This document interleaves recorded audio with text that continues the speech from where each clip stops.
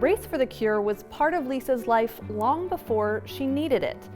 Embracing the opportunity to join her community's support of women, she signed up for her first race in 1991. My daughter was born in 1991, and my neighbor and I were walking every night. We'd walk to get back in shape, and one day I saw something about this new race that was for women. At that time it was women only. And so I called her up and said I was going to go sign us up. It was that Saturday. I mean, like we were last minute registration. And we just started doing it, and we did it every year together until she moved back to Minnesota, and then I just kept doing it. In those days, life was pretty normal. Work, friends, and of course, family. You know, I have a son and a daughter, and then I have a stepson, and who he has been gone for a long time. He's a bit older than my kids, but you know, just doing regular mom stuff and working. I worked full time, and just exercising and trying to stay healthy and, you know, do the right things, have fun with friends. I mean, I just had a regular, normal, boring life. So when you did, in 2013, you got that diagnosis, what was it like when you first decided there was a problem? When did you go to the doctor? What did you do from there?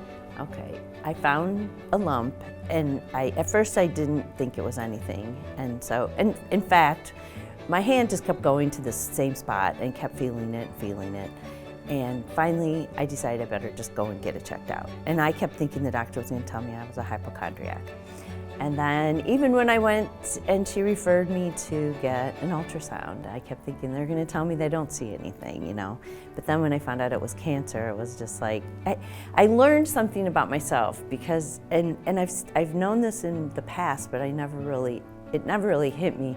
But I just was kind of like, okay, what do we do next? What do we do now?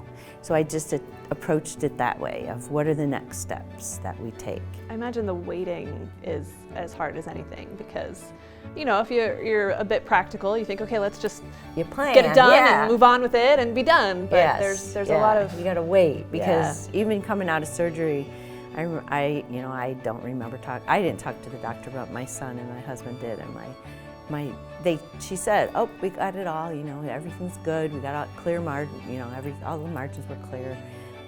She shouldn't have to have chemo. Well, then when we found out I had to have chemo, then my son was just like, what are you not telling us? You know, and it was like, well, you know, I really don't want to have chemo, but if they say it's gonna help me, then I want, you know, it's something I gotta do. It's a lot to learn about the process, about the disease itself, about ways you can take care of yourself.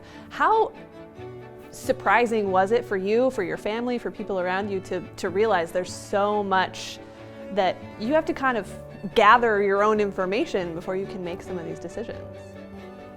Well, it's like anything else, I guess. A lot of times, unless you ask the right questions, but if you've never experienced that before, you don't even know the questions to ask. So that's where a good support system comes in, and it was amazing how many women came out of the woodwork that I never knew had breast cancer. And so, you know, that was my big resource as far as making my decisions about what kind of surgery to have. So then you go back to the race that year, that next year, next couple of years. 2014. How different was that? Well, that was the first time, except for when I told my kids that I cried. I went in, like I always did, they said, oh, Survivor table's over there. And I was like, oh, I have a different table, you know, and I started to cry, and my daughter was with me, and she's like, Mom, stop.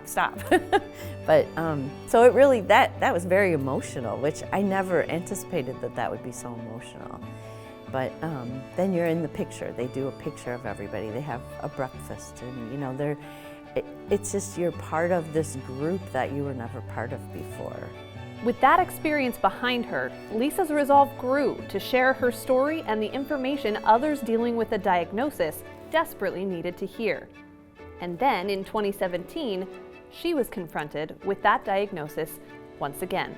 I went in for my 6-month checkup in 2017, which was right after my daughter got married, and I had lumps up here and under my arms. And so it turned out that is considered stage 4 metastatic.